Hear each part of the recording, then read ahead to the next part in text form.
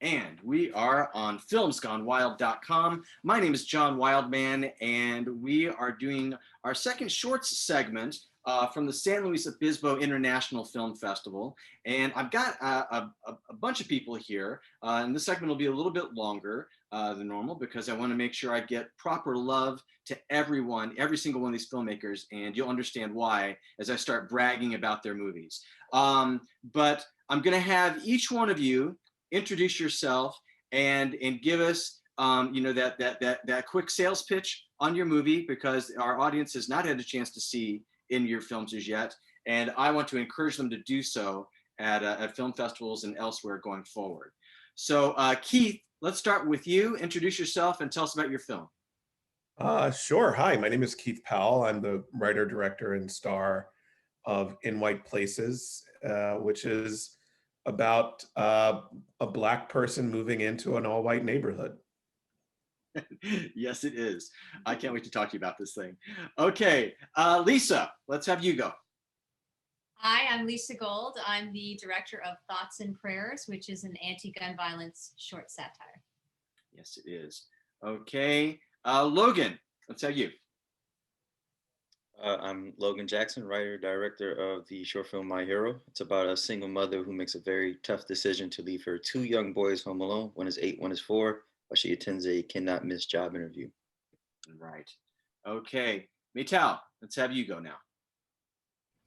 Hi, my name is Meital. I'm the director for Over My Dead Body. It's a short drama narrative film about a Persian Jewish young woman from Los Angeles, a daughter of immigrants family from Iran.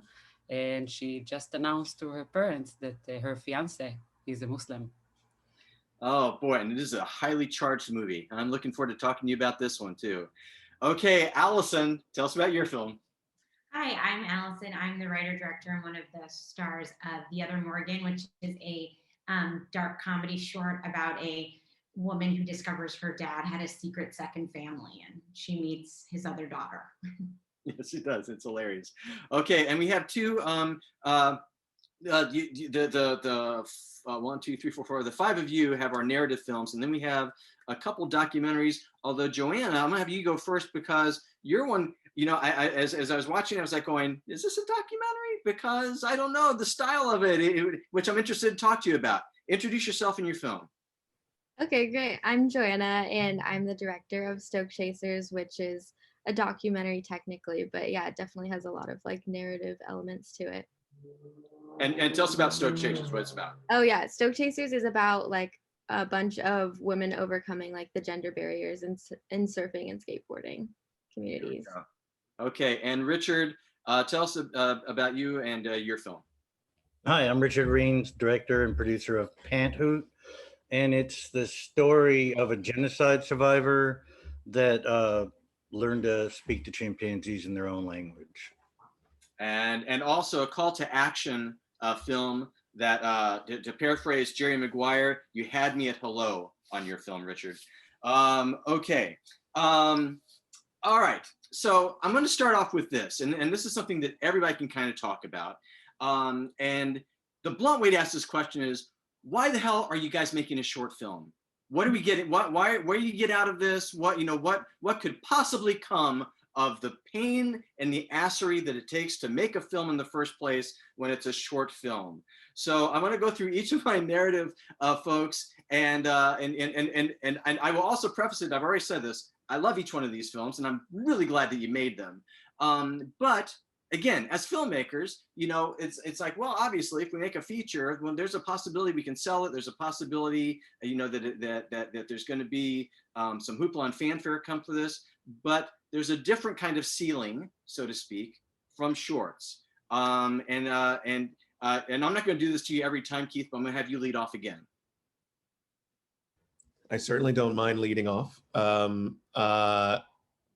Well, for me, I make a short film every year. I've made a short film once a year for the past 11 years now. And a lot of the SLO audiences have seen a lot of my short films, actually. Mm-hmm. And so why make a short film? Because I got shit to say, man. I got things to say. you know, my work I work mostly in television and as a director and as a writer and as a producer and an actor. And so much is I'm saying something that someone else wants me to say. And in a short film, very much allows me to kind of use my own voice. And I've given myself the exercise of, you know, making sure that there's 10 pages about where I'm at in my life every year.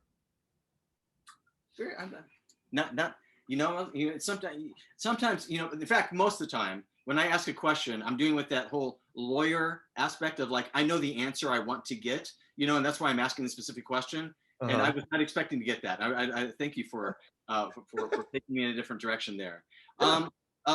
Logan, talk about you in this film, because you know, again,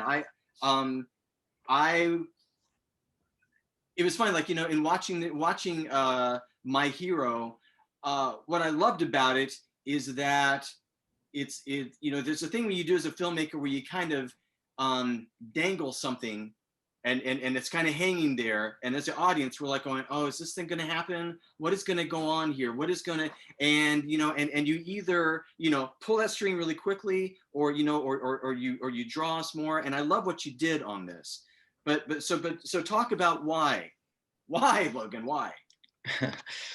It's just, I mean, it's a personal story. It's a personal story. We try to be as authentic as possible with real life. And unfortunately, the way real life works is, I mean, you're always on a string. And things can happen within a blink of an eye, your moment, and any given moment, your life can change, whether it's something that drastic happens, a celebration that happens, death that happens.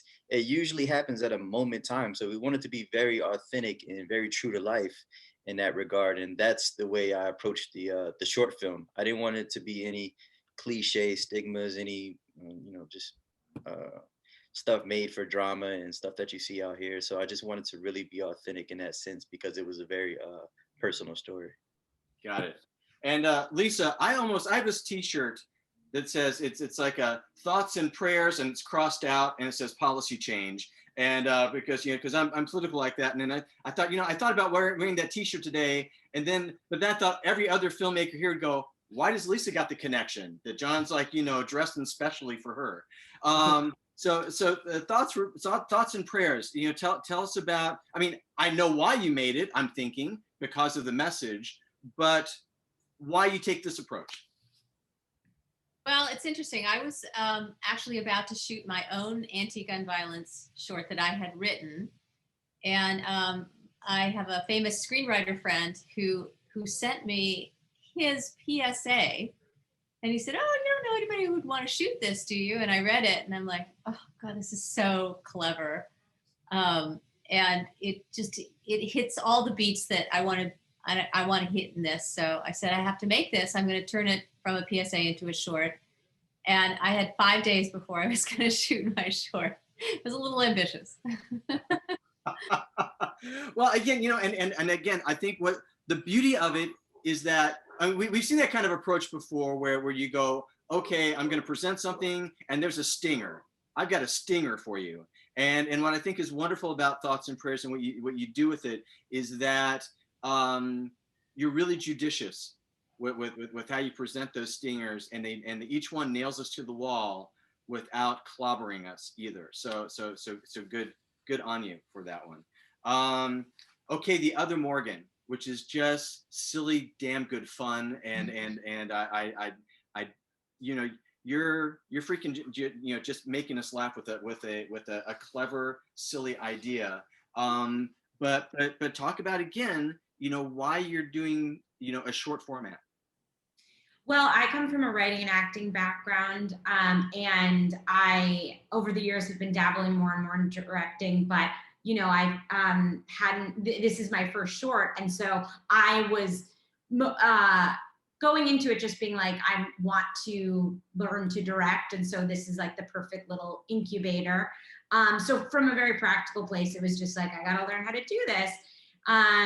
Yeah, I think, you know, I have every aspiration to make features and to get hired and this and that, but there is something, the way that Keith was saying, of like, to just be like, I'm running this ship, I am in control of saying what I want to say. And so even if, you know, a short doesn't give you some big paycheck at the end, it's like you're calling the shots, and you know, that's what's drawing me to directing, and it's just the perfect little microcosm experience of that. All right. And Meital, you have, I think the running time for Over My Dead Body is a little bit over 20 minutes. And normally any film festival programmer would go, what the hell are you doing? You know, we can't program that. Now, every other film that we put in that program has to be built around your short. And so anybody that would give you advice would go, oh my God, you gotta cut out 6 minutes of this and what have you, or it better be worth it. It better be freaking worth our time to spend. And I have to tell you, it is worth our time. It is, it really just, like I said, it is, man, it keeps you just on edge. And it's, to paraphrase George Bernard Shaw, like, you know, the idea of like good drama is when both parties are correct in a different way.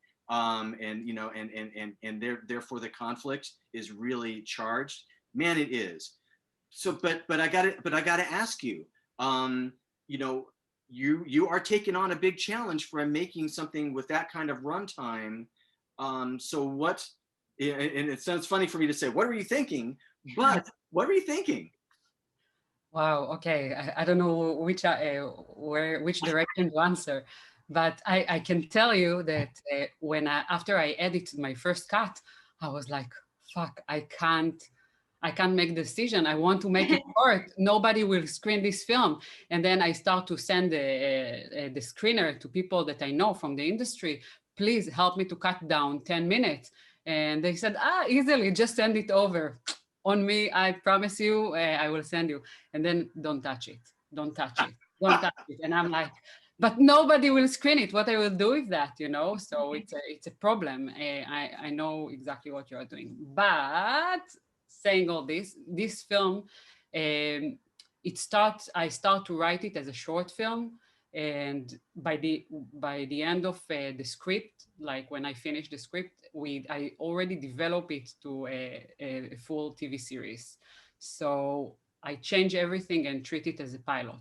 And obviously I submit it as a short film. I build it, I craft it as a short film, but still you see the open ending because it doesn't end there. And it's a great opening for something very important, conversation and conflict, the dialogue between the generations and immigrants and their second generations and everything. But can I say something about your original question? Yes, no, please. I completely agree with most of what the people say about why to make a short film, especially Keith's point of view, because it's like when you write a short story, you don't need to work so hard to have a book and then an editor and until something will, and you like keep yourself silent until someone actually read the book, you know? It's the way for us as the filmmaker, first, like what Allison said, to control our content and our message without any other person to dedicate his decision at the end. And yes, it's our way, my way to say or to argue or to convey whatever I want to as a filmmaker. All right, and Joanna, and I want to start off by saying I have a connection to Haley Nenadal, who's a producer on Stoke Chasers, is a friend of mine and someone I work with the Earth X Film Festival. So I was delighted to see that. But let's talk about this film because you know, there's a style to it, and that's what I said. Like, you know, as I was watching and as I going, this is a documentary, but you know, I'm being taken on a little bit of a journey that, you know, so the lines are a little bit blurred with the style with which you've done it and what have you to get the message across. So I am really curious to hear about the genesis of Stoke Chasers. Yeah, it's definitely been like quite the process. I started shooting it like 3 years ago, and I think like the reason it's a short, or like the reason on why I decided to make a short film was a lot because of the medium that I was working with. So it's all shot on 16 millimeter film, and it was all like financed by me and like Haley. Kind of, we just kind of brainstormed ideas and ways like to make this film happen. But originally I did have like plans for it to be longer. But yeah, it definitely like is a short that is full of a lot, which is like all that I could ask for. But yeah, I think like the style of it definitely has to do with some of the medium that we were using, the 16 millimeter film, and a lot of the audio stuff like is a lot more narrative like, because we didn't do any environmental sound work. Like it was all just sound that was like created from music and voiceovers and interviews and stuff like that. So I think a lot of that style of like where the lines are being blended between the narrative and the documentary comes in with the voiceover and like the way that it carries the story. Yeah, and I'm automatic, you know, again, much like Richard's film, you know, it is like, you know, I'm captured from the beginning because promoting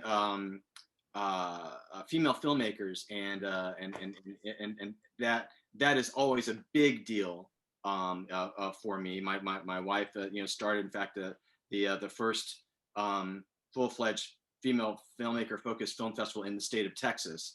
And you know, and so that's always a key. And so that messaging, I was like going, okay, I'm in, fine, sign me up. I'm done. I'm done with this.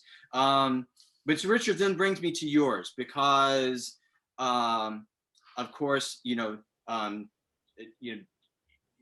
we in the environmental film world, we have some patron saints, and we have people that are just, you know, it's like, you know, in their presence, it's just magic. Jane Goodall is one of those people. And, you know, and the mission, the call to action mission for the Chimp Sanctuary, you know, is again, something that you go, yeah, you know, what else can we do on behalf of this? But as a filmmaker, you need to not just give us a PSA, like Lisa was talking about with you know, with the thing that brought her into her project, but you've got to rope us in. You've got to bring us into the heart of it and not just preach to us. So talk about the balance between giving us that information and also telling us Stanley's story, who is your kind of your main subject of the film as well.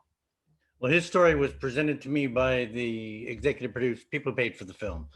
And I didn't believe it when, you know, I said, okay. I mean, I didn't think they were liars because I know they're not. But I mean, like, when they say that, yeah, he speaks chimpanzee, you go like, what? So I really had no idea what I was getting into. I figured, all right, let's bring put some cameras in a suitcase and clothes and let's go. And that was it. And we didn't have Jane or anybody else involved at that point. I'm sorry, Jane Goodall. But, you know, you can't do a chimpanzee movie without her in it. And she's basically the one who found Stanley. And he had like, you know, there's a, you know, you have to figure there's, you know, well, 1.6 million stories like his where you're surviving the, you know, a civil war genocide between two tribes.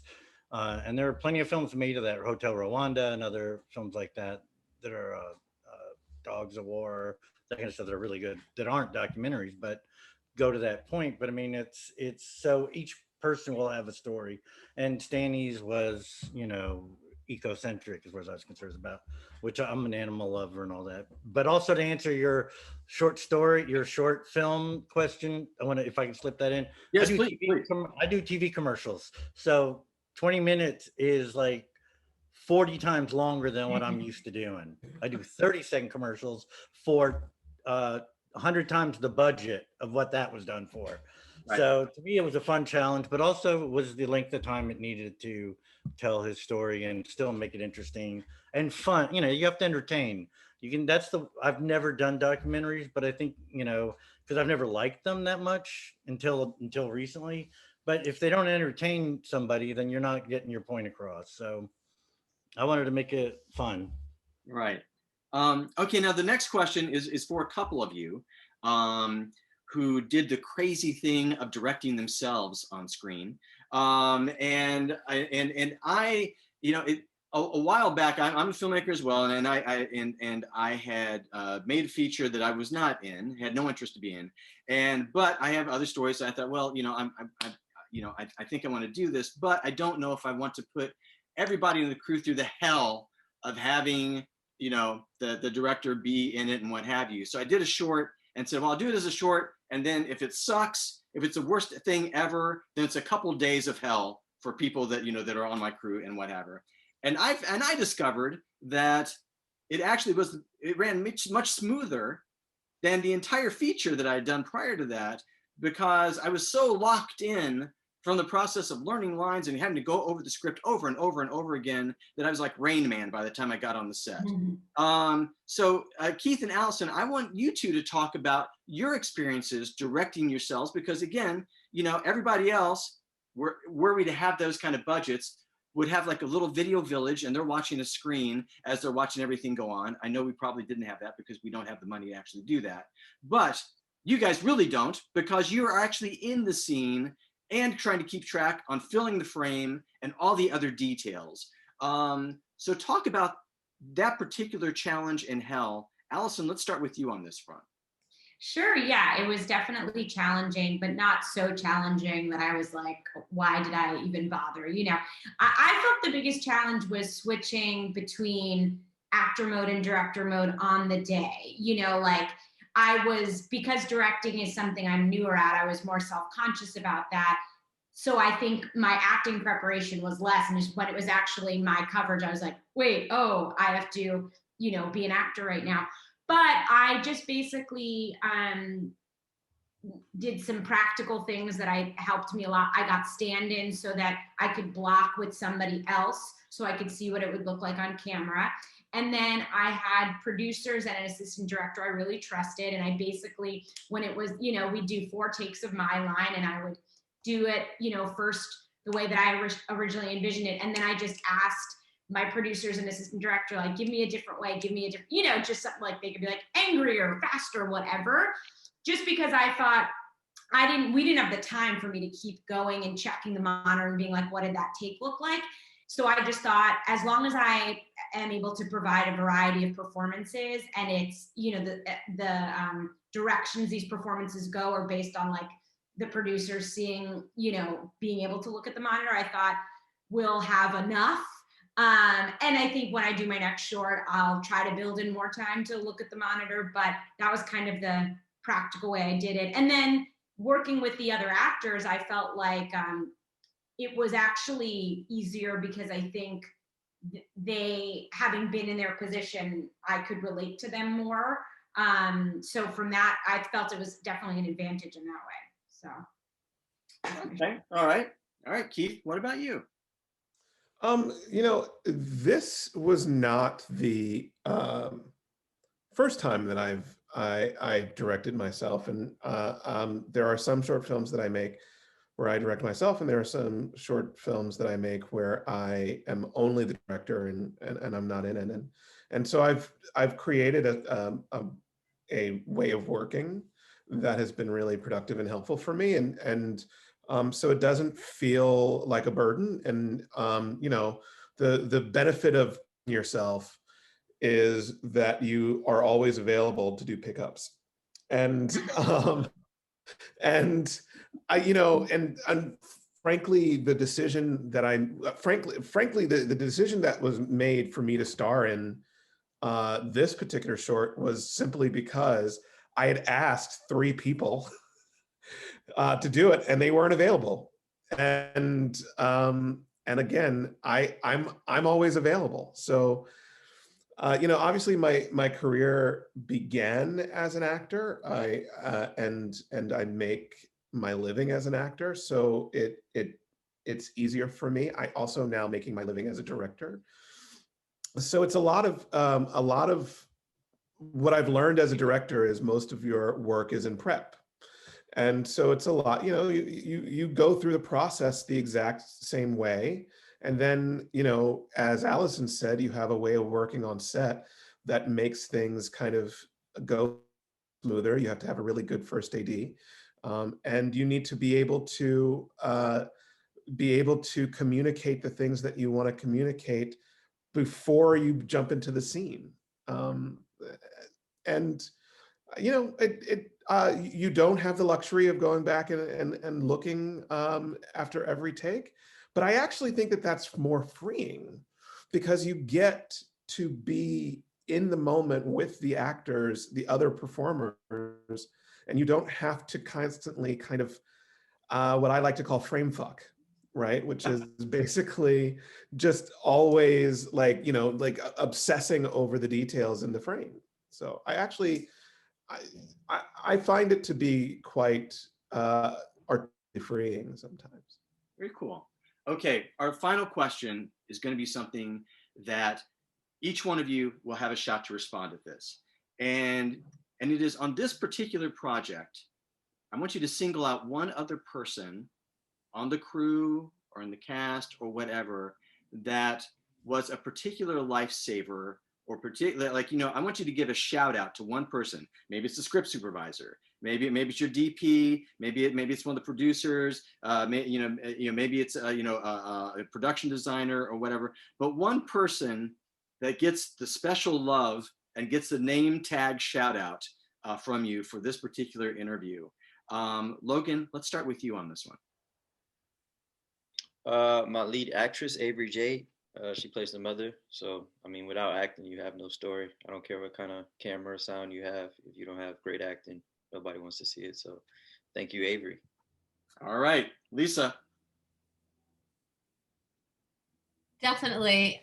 It's my writer, Terry Rossio, his generosity in giving me the script. And there's no story without a script. So. All right. Okay. All right. Allison. So my AD was also my editor, and so he was pulling double duty, and helped us be really practical about, like, he could tell, oh, we need this shot, we don't need this shot. So that was amazing. And also, he's someone I've worked with before. He had directed other stuff of mine, and coming into directing as more of a novice, I just felt like he didn't condescend to me in any way, and I felt just like very at ease with him on set. So. And what's his name? Oh, his name is Greg Stees. Greg Stees. Yes. Okay. So when you're showing off this link, you can email him and go, Greg, there's a reason for this. Watch it. Okay. Meital, who do you have? Okay, she's the line producer and also helped me a lot with the cast, kind of a casting director, Driti Bohat.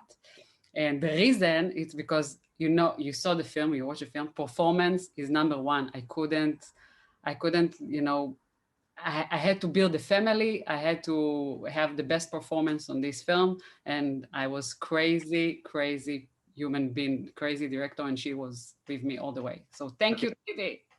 Okay. All right. Say the name one more time. Driti Bohat. Okay. All right. Keith, what do you got? Two people, really. Loretta Whittingham, who provided all of the African masks. We just went to her house and took them off the walls and used them. And then my wife, Jill, who wrapped the gift at the last minute in the most beautiful way, that it was stunning to look at, an alluring gift to see. And we didn't want to open it. We didn't want to have to rip the box open because it was so well, beautifully wrapped. It was great. So Christmas must be awesome under your tree. Okay, and again, now, you cheated. You gave us two names, but tell the two names again. Loretta Whittingham and Jill Knox Powell. Okay, all right. Richard, you're up to bat. Who are you giving love to? Star of the film, Stanley Nyandwi, the most generous, loving, giving performer, even though he wasn't a performer, it was a documentary, and human being I've met. He's inspiring, and I mean, there was nothing without him. I mean, otherwise it'd just be another chimpanzee movie. Oh, he's remarkable, and I wish the world could know him. He is amazing, and I don't know what kind of tour you've had with this film so far, but man, I would want that guy at my film festival. I know, it's hard. you know, Or back dinner, when South we're Africa. back in person again. Yeah. You know, I would want that guy on my red carpet immediately. We do. I hear you loud and clear. Okay, Janet, you get to wrap it up. Who you sending the shout out to? I definitely would have to say Haley Nenadal, who you know, and you know how awesome she is. So she was my producer, and she really, really guided me through making my first film ever, going to any film festivals, and she really just was there to do whatever I couldn't do. So she's the best, and yeah, very thankful for her. She is easily the best. I'm very happy to second to that emotion. Everybody, again, I was a huge fan, seriously, of each one of these films. I think you can't really fake that shit, right? So thank you all for participating in this. Congratulations for being in the San Luis Obispo Film Festival. I'm sure all of you are in various parts of your film festival tours. I really hope to have you at other festivals of mine in the future. Congrats and thank you for being here today. Thank you so much. Thank you very, very much. Thank you, John. Thank you, Thanks, John. I can't wait to see all y'all's films.